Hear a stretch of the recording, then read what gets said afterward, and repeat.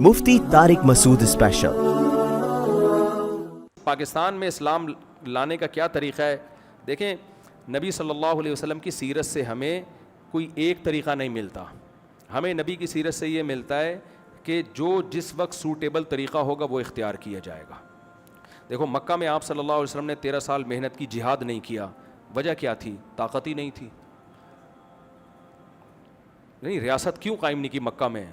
بھائی، ہمارے لوگوں کو گرم ریتوں پہ لٹایا جا رہا ہے، ہم ان کو نہیں بچا سکتے. بلال حبشی کے سینے پہ پتھر رکھے جا رہے ہیں، ہم وہ نہیں ہٹا سکتے. تو ہم یہاں بات کریں ہم اسٹیٹ قائم کریں گے، تو یہ گراؤنڈ ریئلٹی سے کے خلاف ہو جاتا ہے نا. پاور ہی نہیں ہے. مدینہ سے لوگ آنا شروع ہوئے، وہ خود بخود ہی اللہ نے ان کے دلوں میں ڈالا. وہ بیعت ہوئے، انہوں نے کہا آپ ہمارے یہاں آ جائیں. مدینہ بغیر کسی جنگ کے، جہاد کے اسلامک اسٹیٹ بن گیا نبی کے پہنچتے ہی. اسلام میں پہلی جو اسٹیٹ وجود میں آئی ہے بغیر جہاد اور بغیر جنگ کے وجود میں آئی ہے. اب وہاں جاتے ہی آپ نے سب سے پہلے یہودیوں سے معاہدے کیے کہ جنگ نہ ہو، کیونکہ ہم کمزور ہیں بھائی، ہم نہیں لڑ سکتے، جنگ نہ ہو. اور پھر کیونکہ مسلمانوں کے معاشی حالات بہت خراب تھے، تو آپ کو پتہ چلا کہ قافلہ آ رہا ہے، تو اس پہ ہم شب خون مارتے ہیں، کیونکہ مکہ والوں سے کوئی ایگریمنٹ نہیں تھا. تو ہم کیا کریں گے، 313 افراد کو لے جا کے وہاں سے جو ان کا راشن آ رہا ہے اس پہ ہم لڑیں گے، ان سے وہ لیں گے، کیونکہ ان سے جو جنگ چل رہی ہے نا. تو جب ہم لیں گے تو ہم اکنامکلی کیا ہو جائیں گے، تھوڑے مضبوط ہو جائیں گے. لیکن وہ اللہ کی طرف سے پوری جنگی ہو گئی، وہ نبی کا ارادہ نہیں تھا، کیونکہ 313 1000 سے اسباب کی دنیا میں لڑ نہیں سکتے. نبی نے نہیں لڑی ہے وہ جنگ، یعنی اللہ کی طرف سے جنگ ہو گئی اور اللہ نے فتح دے دی. غزوہ احد میں آپ دیکھیں، وہاں بھی پہل مشرکین نے کی، آپ نے پہل نہیں کی، کیونکہ گراؤنڈ ریئلٹی یہ کہہ رہی ہے بھائی ہم نہیں لڑ سکتے. تو مشرکین نے حملہ کیا، آپ نے دفاع پر اکتفا کیا. اس میں پھر شکست بھی ہوئی، اور شکست اس سینس میں کہ بہت سے لوگ شہید ہو گئے، نقصان ہوا، اللہ کی طرف سے حوصلہ افزائی ملی. پھر اس کے بعد خندق ہوئی ہے، اس میں بھی آپ نے پہل نہیں کی ہے. سارے عرب قبائل نے مل کے مدینہ کا گھیراؤ کیا، آپ نے صرف ڈیفنس پہ اکتفا کیا، بھائی ان کو کسی طرح اندر آنے سے روکو. یہ نہیں ہے کہ جی ہم جا رہے ہیں بڑھ چڑھ کے حملے کریں گے. اس کے بعد جب غزوہ خندق کے بعد آپ نے فرمایا اب پہل کون کرے گا، اب ہم اتنی پاور میں آ گئے، اب پہل ہماری طرف سے ہوگی. تو یہ سارے چیزیں گراؤنڈ ریئلٹی کو دیکھ کر ہو رہی ہیں. ابھی بھی پاکستان کو اگر آپ اسلامک اسٹیٹ بنانا چاہتے ہو، دو طریقے ہیں آپ کے پاس. ایک طریقہ یہ ہے کہ میں اور آپ، یہ جو بھائی صاحب ادھر توجہ کریں، ادھر، ایک طریقہ یہ ہے کہ میں اور آپ ایک تنظیم بناتے ہیں، خلیفہ بناتے ہیں، اور پھر ہم کیا کرتے ہیں، ٹینک خریدتے ہیں، پریکٹس کرتے ہیں، اور جے کے اسلام آباد پہ قبضہ کر لیتے ہیں. یہ 20-30 سال میں بہت دفعہ ہو چکا ہے. اور بعض دفعہ جو یہ کام کر رہا ہوتا ہے وہ خود فوجیوں نے بٹھایا ہوا ہوتا ہے دیکھنے کے لیے کہ اس میں کتنے کتنے لوگ آتے ہیں. اور یہ طریقہ اسلامی کسی بھی مسلم کنٹری میں جب بھی ہوا ہے، ناکامی کے سوا کچھ بھی حاصل نہیں ہو. یہ جو مصر میں داڑھیوں پر پابندی لگی، پردے پر پابندی لگی، کیوں لگی ہے؟ وہاں جو مذہبی لوگ تھے نا، انہوں نے اسٹیٹ کے خلاف بغاوتیں کی ہیں، تو ان کو ہمیشہ خطرہ ہوا داڑھی والوں سے. تو وہ جو رہا سا اسلام تھا نا، وہ بھی ختم کر دیا انہوں نے. تو ایک طریقہ تو یہ. دوسرا طریقہ یہ ہے کہ ہمارا آئین اسلامی ہے. آئین کہتا ہے کہ قرآن و سنت کے خلاف کوئی قانون نہیں بنے گا، لیکن اس آئین کا جو امپلیمنٹ ہے اس کو کیا کرتے ہیں، الٹے سیدھے قوانین کو مشرف با اسلام کر کے تھوپ دیا جاتا ہے. یعنی اگر حکومت چاہے گی نا کہ ہم چرس پھیلائیں، تو اس میں بھی کسی مفتی کو بلائے گی. پاکستان سے نہیں ملے گا تو کہیں سے، پوری دنیا میں مفتی مارکیٹ میں ہول سیل کے حساب سے پڑے ہوئے ہیں، بلا کے چرس کو اینٹی ڈپریشن ٹیبلٹ بنا کے، اینٹی ڈپریشن پاؤڈر اور اچھی سی پیکنگ میں مارکیٹ میں پھیلا دیا جائے گا. لوگ ثواب سمجھ کے پی رہے ہوں گے، اس کو فتویٰ بھی آ جائے گا. یہ چل رہا ہے مارکیٹ میں. تو اب ہم کیا کرتے ہیں، جو جامعۃ الرشید کا جو ایک موٹیو ہے وہ یہ ہے کہ بھائی پاکستان کا آئین اسلامی ہے، لکھا ہوا ہے کہ قرآن و سنت کے خلاف کوئی قانون نہیں بنے گا. اور اتنی مضبوط شق ہے کہ اس کو اسمبلی میں 100% افراد مل کے بھی نہیں نکال سکتے. وجہ اس کی ہے کہ پاکستان اس بیس پہ انڈیا سے الگ ہوا ہے، کیونکہ اس شق کو اگر نکال دیا تو انڈیا بین الاقوامی عدالت میں کیس کرے گا کہ بھائی تمہاری جو علیحدگی کی بنیاد تھی وہ ختم ہو گئی ہے. تو یہ یعنی میں اور آپ عملی طور پر اسلام چھوڑ سکتے ہیں، اللہ ہمیں بچائے، لیکن آپشن ہے. کوئی مرتد ہو جاتے ہیں نا لوگ، پاکستان کے پاس مرتد ہونے کا آپشن ہے ہی نہیں. یعنی یہ اتنی پازیٹیو چیز ہے ہمارے لیے. سعودی عرب کا آئین غیر اسلامی بن سکتا ہے، نہیں بنے گا لیکن بن سکتا ہے، ہمارا نہیں بن سکتا. تو اتنی پازیٹیو چیز ہے پاکستان میں کہ اس کا آئین غیر اسلامی بننا کا آپشن ہی نہیں ہے. اب مسئلہ کیا ہے کہ ملک چلاتے ہیں چند طاقتیں. نمبر 1 سیاستدان، نمبر 2 فوج، تیسری عدلیہ، چوتھے بیوروکریٹس جو ہوتے ہیں. یہ 4 طاقتیں ہیں جو کنٹری کو چلاتی ہیں. یہ چاروں میں 2 نمبریاں بہت ہیں. یہ جنرل مشرف نے آ کے عدالتی خلا کا قانون ہم پہ تھوپ دیا اور اس کو مشرف و اسلام بھی کر دیا. وہ اتنا فیملی سسٹم ہمارا تباہ ہو رہا ہے. تو یہ 4 چیزیں صحیح ہو سکتی ہیں. اب ان کو صحیح کرنے کا, یہ 4 ادارے ٹھیک ہو جائیں نا تو ملک کیا ہو جائے گا, پہلے سے اسلامی ہے بھائی, وہ امپلیمنٹ ہونا شروع ہو جائے گا اس کا. تو 4 اداروں پہ اگر ہم محنت کر لیں, فوج پہ محنت کر لیں, بیوروکریسی پہ محنت کر لیں, سیاستدانوں پہ محنت کر لیں, ہم ہر طرح سے محنت کریں, ان پہ محنت بھی کریں ان لوگوں پہ. دوسرا, یہ ہمیشہ دنیا میں نہیں رہیں گے, ایک نئی جنریشن آ رہی ہے, تو آپ سیاست میں نہیں بھیج سکتے. باقی سارے ادارے میرے اور آپ کے پاس ہیں, ہمارے بچوں کے ہیں. وہ ایک صاحب نے مجھے کہا لاہور ہائی کورٹ کے جج نے اتنا غلط فیصلہ کیا مفتی صاحب, آپ اس کے خلاف بیان کرو. میں نے کہا میں بیان کروں گا, ایک فیصلہ میرے خلاف بھی ہو جائے گا. پھر میں فون کروں گا جیل سے, اس نے میرے خلاف فیصلہ کیا ہے, مولوی صاحب اس کے خلاف بیان کرو, اگلے جیل ان کے لیے ہوگا. میں نے کہا سوٹیبل طریقہ نہیں ہے. کہتے پھر کیا کروں. میں نے کہا آپ کے کتنے بیٹے ہیں, انہوں نے کہا 4 بیٹے. میں نے کہا آپ نے ایک بیٹے کو سپریم کورٹ کا جج بنانا ہے, ابھی سے فیصلہ کر لو آپ, اور اس کی ٹریننگ اپنے حساب سے کرنی ہے. میں نے کہا 4 کو سپریم کورٹ کا جج بنانا ہے, 4 میں سے ایک نہ ایک سپریم کا نہیں ہائی کورٹ تک تو انشاءاللہ پہنچ جائے گا. اور اس کو پہلے سے سمجھاؤ کہ بیٹا یہ اسلامی کنٹری ہے اور اس میں تم نے یہ کچھ کرنا ہے. تو اگر ہم 50 سال پہلے یہ پلان بنا کے کام کر رہے ہوتے تو آج ہمیں اس کا رزلٹ دیکھنے کو مل رہا ہوتا. ہمارا مذہبی طبقہ مسجد اور مدرسوں تک محدود رہا ہے, اور لبرل طبقہ مسجد سے بالکل دور رہا ہے. تو مسٹر اور ملا 2 الگ الگ ٹرینیں ہیں جن کی دمیں آپس میں ملتی ہیں, انجن بالکل وہ ادھر. تو ملک سیکولر لبرل قوتوں کے حوالے اور مسجدیں مولویوں کے حوالے, اور اس میں بھی کوئی کرائٹیریا نہیں ہے کہ وہ کوئی کہیں سے فارغ بھی ہے یا نہیں. تو پلاننگ ہی ہم نے کچھ کی نہیں ہے نا پاکستان کو اسلامائزیشن کی طرف لانے کی. اس کا پھر نتیجہ نکلتا ہے یونیورسٹیوں میں ایسے ایلیمنٹ پیدا ہوتے ہیں جو بغاوت پہ لے کے جاتے ہیں, جو رہی صحیح طاقت ہے تاکہ اس کو بھی ختم. تو ایجوکیشن کو فوکس کریں, اسکول بنائیں, یونیورسٹیاں بنائیں. دیکھو عیسائی مشنریاں پوری دنیا میں اسکول بناتی ہیں, پھر اس کے ذریعے عیسائیت کی تبلیغ کرتے ہیں. ہمارا زور مدرسوں پر ہے سارا. مدرسے بھی ہونے چاہیے, لیکن 99% جو پبلک ہے وہ اسکولوں میں جاتی ہے.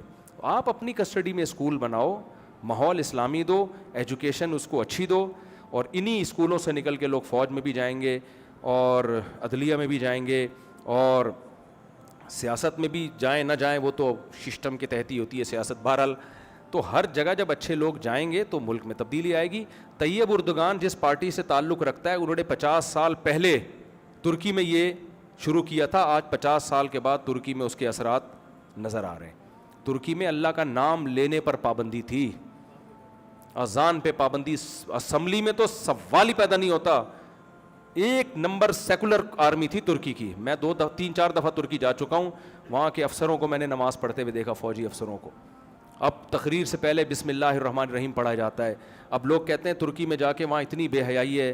بھائی آپ ترکی کو 50 سال پہلے والے ترکی سے کمپیئر کرو, ترکی کو پاکستان سے کمپیئر نہیں کرو. پہلے کا ترکی اور آج کا ترکی بہت بدل چکا ہے, اور جس ٹریک پہ چل پڑا ہے تو 20-30 سال کے بعد حالات کچھ اور ہوں گے ترکی کے. انہیں ڈرامے بنائے کیسے, خلافت کو دکھایا انہوں نے. ابے میں نے کہا ڈرامہ دیکھ کے کہہ رہے ہیں ہم تو سمجھتے تھے ہمارا کوئی ماضی ہے ہی نہیں, ہم تو شروع سے ہی فضول لوگ ہیں. مسلمان جب سے دنیا میں آئے ہیں پاگل ہی ہیں. ہمیں تو وہ ارطغرل دیکھ کے پتا چلا یار ہمارا ماضی کتنا شاندار تھا بھائی. کچھ ایتھیس مسلمان ہوئے ہیں. تو یہ ویژن ہے, سمجھ رہے ہو. ہماری فلمیں کیا بنا رہی ہیں لوگوں کو, ڈرامے. ہمارے جو ڈرامے ویژن کے بغیر ہیں وہ ڈرامے. اس میں ہے کہ دیور کا بھابھی سے چکر چل رہا ہے. دیور کا کس سے چکر چل رہا ہے, بھابھی سے. شوہر نے 3 طلاقیں دی ہوئی, حلالہ کروایا جا رہا ہے بیوی کا. یہ بےغیرتی ہمارے ہاں دکھائی جا رہی ہے. پھر جناب وہ بیوی بھاگ گئی, غریب شوہر تھا.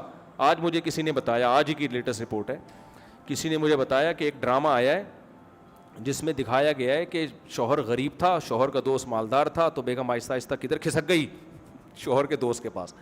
تو میں نے کہا یار یہ ڈرامے دکھائیں گے تو غریبوں کی بیویاں تو کھسکیں گی پھر آہستہ آہستہ. صحیح ہے نا. تو یہ ویژن کے بغیر ڈرامے ہیں. وہ طیب اردگان کا ایک ویژن تھا, وہ ایک پارٹی سے ہے, تو اس نے ایک ارطغرل ڈرامہ بنا کے پوری دنیا میں پھیلا دیا. اس ڈرامے دیکھ کے لوگ کیا کر رہے ہیں. میں ڈرامے نہیں دیکھتا, نہ بچوں کو دیکھنے دیتا ہوں. میں نے ارطغرل دیکھنے دیا. میرے بچے کیا کر رہے تھے جن دنوں, اب تو وہ ختم ہو گیا, بچیاں جو ہے نا وہ حلیمہ بنی ہوئی ہیں اور وہ اوپر نا وہ بنا کے تلواریں لے کے بچیاں گھر میں گھوم رہی ہوتی تھیں.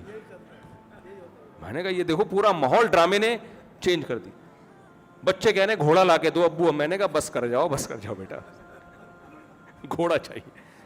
جب کرکٹ کے میچ آتے ہیں سب بچے گیند بلے میں ہی بس. تو یہ میڈیا کو یہ پاور دی ہے. ہم لوگ صحیح لوگ آئے نہیں ہیں, ہم نے اسکول ایسے نہیں بنائے, ویژنری لوگ بنائے نہیں ہیں. تو کام اللہ جو محنت ہوتے ہیں تو بھائی آؤٹ پٹ ہوتا ہے. باتیں کرنے پر گورنمنٹ کی طرف سے کوئی پابندی. اب جو اسکالرز آ رہے ہیں نہیں مولوی کچھ نہیں کر رہے, یہ ملک میں انقلاب نہیں لا رہے, بھائی آپ کیا کر رہے ہو؟ میرے اپنے شاگرد جامعۃ الرشید میں پاکستان نیوی میں کمیشن آفیسر گئے ہیں, عالم بنے ہیں, ہم سے پڑھا ہے انہوں نے. ہمیں خوشی ہوتی ہے یار کہ ایک مولوی کا شاگرد نیوی میں کمیشن آفیسر جا رہا ہے. یہ بہت تھوڑی تعداد میں, لیکن جب سب کی یہ سوچ ہوگی تو ایک ملک میں ایک پازیٹیو تبدیلی آئے گی. پاکستان گندا ملک نہیں ہے, خدا کی قسم بہت اچھا ملک ہے, ہم بہت گندے ہیں, ٹھیک ہے. پاکستان کا جو لا ہے نا, اسلامی قرآن و سنت کے خلاف کوئی قانون نہیں بنے گا. یہ سیکولر لبرل لوگوں کے لیے حلق کا کانٹا ہے, وہ یہاں آ کے پھنستے ہیں. تبھی آپ دیکھو جنرل مشرف کے دور میں جب انہوں نے کوشش کی نا کسی طرح یہ انلیگل فزیکل ریلیشن کو بھی لیگل کیا جائے, تو گلے کا کانٹا کیا چیز پھنس جاتی ہے لبرل لوگوں کے, وہ یہی پھنس جاتا ہے کہ یار ملک کا لا کیا ہے, وہ اسلامی ہے, اب اس کو کیسے کریں. تو پھر وہ کوشش کرتے ہیں. جب یہ آئلی قوانین ہمارے بننے تھے, طلاق کے قوانین, تو اسلامی قوانین کچھ اور تھے. ایوب خان کو سمجھ میں نہیں آ رہا تھا میں کیا کروں, تو اس نے مصر سے ایک مولانا کرائے پہ بلوایا, مصر سے. اس نے آ کے وہ طلاق اور نکاح کے سارے قوانین کو ایسی کی تیسی کر کے اس پہ قرآن و سنت کا لیبل لگا کے چلا گیا وہ, اور وہی آئلی قوانین ہماری عدالتوں میں چل رہے ہیں. تو لیکن وہ ایوب خان بھی مجبور تھا کہ بھائی اسلام سے میں ہٹ نہیں سکتا, اسلام سے میں نہیں ہٹ سکتا, تو یہاں سے نہیں ملتا کہیں اور سے بندہ منگوا لو, لیکن مجبور تھا بھائی, اس پہ اسلام کا لیبل لگانا پڑے گا. ایک آخری بات کر کے بس بیان کو ختم کرتا ہوں. آپ کو پتہ ہے ہمارے وزیر داخلہ کا چند سال پہلے ایک اسکینڈل چلا تھا, قل واللہ غلط پڑھ رہے تھے. وہ پتا تھا نا آپ کو, قل واللہ احد اللہ الصمد لم یلد ولم یولد میں آ کے 2-3 دفعہ, تو لوگوں نے بڑا مذاق اڑایا کہ دیکھو ایک وزیر داخلہ اتنا بڑے چیختے ہو, اس پاکستان اسلامی ملک ہے, ہمارے وزیر داخلہ کو قل واللہ نہیں آتی. میں نے کہا یہی اس کی علامت ہے, اسلامی ملک ہے. جس کو نہیں آتی نا وہ بھی کم بخت مجبور ہے پڑھنے پر. امریکہ میں تو نہیں ہوتا جس کو نہیں آتی وہ بھی پڑھے قل واللہ, کیا خیال ہے؟ میں نے کہا یہی تو اسلامی ہے بھائی, کہ وہ کیوں پڑھ رہا ہے, اس کو پتہ ہے مجھے اپنا اسلامی تشخص دکھانا پڑے گا, نہیں آتی پھر بھی اٹک اٹک کے پڑھ رہا ہے. تو یہ دنیا میں کہیں نہیں ملے گا میرے بھائی, آپ کو دنیا میں نہیں. ابھی بھی بہت ساری چیزیں پازیٹیو ہیں. آپ کو ایئرپورٹ پہ شراب نظر نہیں آتی, لوگ کہتے ہیں ابے نظر نہیں آتی, چھپ چھپ کے سب پیتے ہیں. بھائی یہ پازیٹیو ہے کہ چھپ کے پی رہے ہیں, صحیح ہے نا. جاپان میں چھپ کے نہیں پیتے, ملیشیا میں, اسلامی ملکوں میں چھپ کے نہیں پیتے. یہ تو پاکستان ہے جس میں پی آئی اے میں شراب نہیں ہے. آپ پی آئی اے میں سفر کریں, بہت ہی اللہ ہی یاد آئے گا آپ کو پورے راستے میں. پی آئی اے کے میں فضائل نہیں بتا رہا, لیکن شراب نہیں ہے یہاں پہ, اس طرح سے زنا نہیں ہے یہاں پہ, خواتین کی عزتیں محفوظ ہیں یہاں پہ, بہت کم ریپ کے واقعات ہوتے ہیں. میں یورپ میں ممالک میں گیا ہوں, دیکھو آپ جب جاؤ گے نا یورپ کی سڑکیں دیکھو گے اور بولو گے ماشاء اللہ کتنا اچھا کنٹری ہے, اس سے نہیں پتہ چلتا. آپ جاؤ ڈاکٹروں کے پاس, کلینک میں ریپ کے کتنے کیسز آتے ہیں آپ کے پاس ہر ہفتے. میں گیا ہوں, میں نے پوچھا ہے نا, ڈاکٹر بتاتے ہیں اس ہفتے اتنی لڑکیوں کے ساتھ جبری زیادتی ہوئی ہے جو ریکارڈ میں آئی ہے, جو ریکارڈ میں نہیں آئی کہتے ہیں ان کا ہمیں پتہ نہیں ہے, کیونکہ لڑکیاں خود بھی کیس کرتی نہیں ہیں, ان کی اپنی بدنامی ہوتی ہے اس میں. اتنے واقعات پولیس آفیسر سے میں ملا ہوں, وہ بتاتے ہیں بھائی اتنے واقعات جبری زیادتی کے خواتین کے ساتھ ہوتے ہیں. ایک دن کیا ہوا, میں ملکوں کا نام نہیں لیتا, بڑے مسائل کھڑے ہو جاتے ہیں پھر میرے لیے. بہت ترقی یافتہ کنٹری ہے, وہاں ہمارے دوست نے بتایا, میں جنرل اسٹور میں نماز پڑھ رہا ہوں, ایک 16 سال کی لڑکی کے ساتھ جبری زیادتی, ایک کالا کوشش کر رہا ہے اس کو پکڑنے کی. کہتے ہیں میں نے دروازہ کھولا جنرل اسٹور کا, اس کو پناہ دی, پولیس کو بلایا, پولیس نے کہا آپ کو گیٹ نہیں کھولنا چاہیے تھا. وجہ اس کی یہ کہ ہو سکتا ہے دونوں ملے ہوئے ہوتے اور لوٹ لیتے جنرل اسٹور. خیر وہ جینین کیس تھا, بچا لیا. مجھے خیال ہے یار 16 سال کی لڑکی کا کوئی باپ بھائی نہیں تھا, کوئی بھی نہیں ہے, پوچھنے والا کوئی نہیں ہے. پولیس آ گئی تو بچ گئی اس کی عزت. ہمارے یہاں پولیس نہ بھی آئے, محلے والے پکڑ کے مار دیں گے اس کو. وہ لڑکی کسی کی بہن ہوگی, کسی کی بیٹی ہوگی, کسی کی بھتیجی ہوگی, مردوں کا ایک محاصرہ ہے عورت کے گرد. بھائی آنکھ اٹھا کے تو دیکھ, ان بیچاریوں کا کوئی پرسان حال, نہ باپ کا پتہ, وہ کہاں غائب ہو گیا, یہ بھی نہیں پتہ چل رہا ہوتا ان کا باپ ہے کون, غفار صاحب ہیں, وسیم صاحب ہیں. ابھی بی بی سی میں کیس آیا تھا کہ خاتون نے کیس کیا لندن میں اپنی بیٹی کا کہ میری بیٹی کا باپ یہ ہے. وہ کہہ رہے میں نہیں ہوں, اللہ کی قسم میں نہیں ہوں. عورت نے کیس کیا, یہ جھوٹ بول رہا ہے, یہ باپ ہے, کیونکہ باپ ہوگا تو کچھ نہ کچھ خرچے ڈالتے ہیں اس کے اوپر. تو باپ کو پکڑ کے لایا گیا, اس کا ڈی این اے کیا گیا, پتہ چلا یہ بھی نہیں ہے, کوئی اور ہے. سمجھ میں آ رہی بات؟ یعنی غفار پہ کیس ڈالا, نکلے ستار بھائی, ان کے ستار کی, بھائی یہاں کوئی ستار بھائی پریشان نہ ہو. تو یار یہ کوئی سوسائٹی ہے یہ سوسائٹی.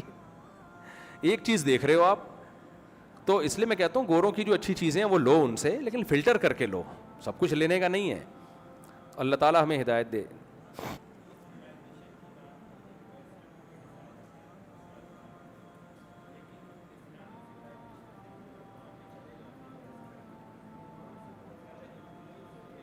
جی انسپائر نہیں ہوتے. ہاں جی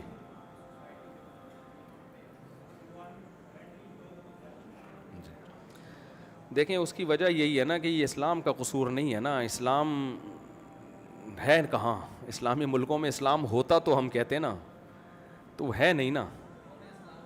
انہوں نے جو اسلام کی جو اس طرح کی تعلیمات تھیں وہ لے لی انہوں نے, ایمانداری, دیانتداری.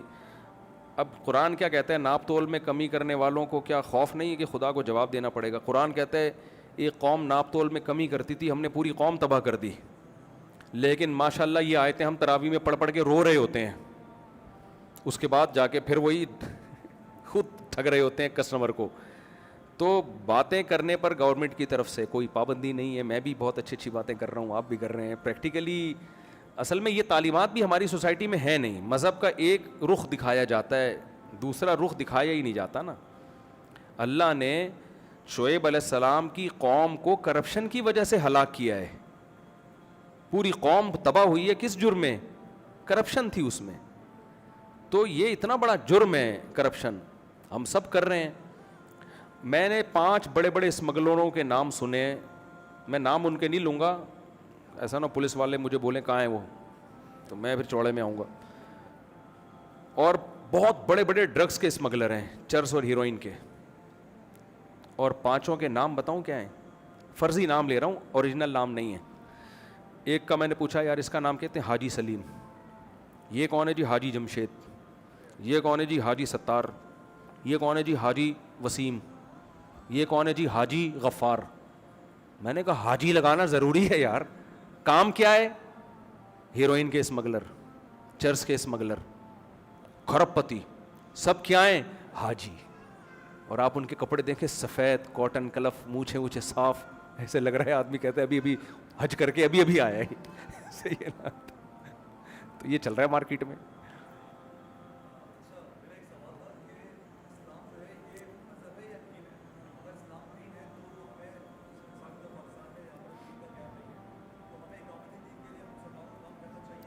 اقامت دین کے لیے بہترین بات کی. اچھا یہ انہوں نے بارڈر والا سوال بھی رہ گیا تھا, ٹائم ہے میں جواب دے دوں ان کا؟ 2 سوالوں کا میں جواب دے دوں, 2 سوالوں کا جواب دے دیتا ہوں.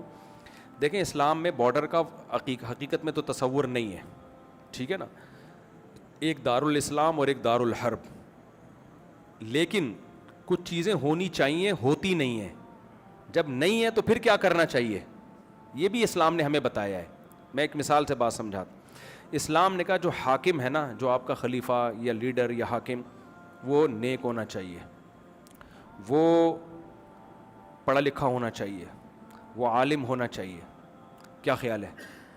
ہونا تو یہی چاہیے. لیکن جب نہیں ہے تو کیا کریں؟ ہے کون جناب؟ تو اب کیا کریں, اس کو بم سے اڑا دیں؟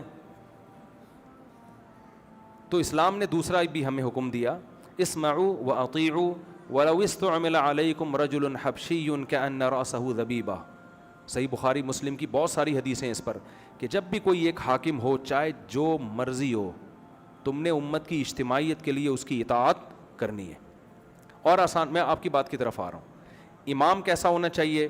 پوری داڑھی ہو, نیک ہو, بہتر ہے 4 بیویاں ہوں, ایک مثال دے رہا ہوں میں, صحیح ہے نا, شریف شرفاء ہونا چاہیے, ایسے آدمی کو امام بنایا جائے. لیکن فقہاء نے ساتھ ساتھ یہ بھی لکھا اگر نہیں ہے تو جو ہے نماز اس کے پیچھے پڑھو آپ, صحیح ہے نا, جماعت نہیں چھوڑ سکتے. کیوں؟ اسلام اجتماعیت پہ زور دیتا ہے. کسی کی انفرادی حیثیت کو خراب بھی ہے برداشت کیا جائے گا اجتماعیت کے لیے. تو صحیح مسلم کی حدیث کہ جب مسلمانوں کا کوئی ایک امیر بن جائے, اس کے خلاف جو بھی کھڑا ہو اس کو قتل کر دو, کائنم من کان, کتنا ہی نیک کیوں نہ ہو, کتنا ہی اچھا کیوں نہ ہو. بھائی جب ایک ہے تو اجتماعیت ٹوٹ رہی ہے, پاور ختم ہو جائے گی, آپ کی طاقت ختم ہو جائے گی. تو اس کی وجہ تبھی یزید کے ہاتھ پہ زیادہ تر صحابہ نے بیعت کی ہے, حالانکہ اس پہ بڑے اشکالات تھے, لیکن وہ بیعت اسی بیس پہ کی ہے, بھائی پاور اس کے پاس ہے. تو اگر ہم بغاوت کریں گے تو 2 ریاستیں ہو جائیں گی, امت کا شیرازہ بکھر جائے. حجاج بن یوسف کتنا ظالم تھا, حضرت ابو ہریرہ جیسے صحابی حجاج بن یوسف کے پیچھے نماز پڑھا کرتے تھے, آ کے جمعے کی نماز بھی اسی کے پیچھے پڑھ رہے ہیں, اسی کی اطاعت کر رہے ہیں, بڑے بڑے صحابہ. تو ہونا تو بہت کچھ چاہیے, یہ لکیریں نہیں ہونی چاہیے, سعودی عرب, پاکستان, مسقط, دبئی ایک اسلامک اسٹیٹ ہونی چاہیے. لیکن جب نہیں ہے تو کیا کریں؟ تو ان کو جوڑنے کے چکر میں اگر یہ ڈر ہے نا کہ مزید ٹوٹ جائیں گی, تو بھائی جتنے ٹوٹے ہوئے ہیں فی الحال اس پہ گزارا کرو. تبھی آپ دیکھو بنو امیہ کے دور میں ایک اسلامک اسٹیٹ تھی, جب بنو امیہ کے خلاف بغاوت ہوئی ہے بنو عباس نے, تو وہ ایک اسٹیٹ نہیں بنی, اس بغاوت کے نتیجے میں اسلامک اسٹیٹ 2 حصوں میں ڈیوائیڈ ہو گئی. پہلی دفعہ اسلام میں یہ دراڑ آئی تھی کہ جی بنو امیہ نے ظلم کیا تو ہم ان کے خلاف بغاوت کریں گے. بغاوت ہوئی تو کیا ہوا, اسلامک اسٹیٹ 2, اندلس میں الگ خلافت قائم ہوئی اور ادھر بصرہ کوفہ میں الگ خلافت قائم ہوئی. پھر اس کے بعد سے خلافتیں در خلافتیں, پھر جو خلافت عثمانیہ تھی بہت بڑی تھی, لیکن ہندوستان میں وہ نہیں تھی. ہندوستان میں الگ مغلوں کی حکومت تھی, وہ بھی اسلامی ریاست تھی ہندوستان کی, وہ مغلوں کی حکومت تھی. ادھر مسقط میں الگ حکومت تھی. تو اسلامک اسٹیٹ بنو امیہ کے بعد آج تک کبھی ایک خلیفہ پہ لوگ جمع نہیں ہوئے ہیں. تو سب علماء کا ہمیشہ سے یہی فتویٰ ہے کہ جہاں جو خلافت ہے, جو حکومت ہے, اس کو مزید توڑنے کی کوشش نہ کی جائے, وہیں کے جو بادشاہ ہے اس کی اطاعت کی جائے. تو کچھ کام ہونے چاہیے, لیکن نہیں ہو رہے تو ہم گراؤنڈ ریئلٹی کو دیکھ کے چلیں گے. ان کو ایسے طریقے سے جوڑنے کی کوشش کرنا کہ وہ مزید ٹوٹ جائیں, یہ نہیں ہو سکتا, یہ جائز نہیں ہے.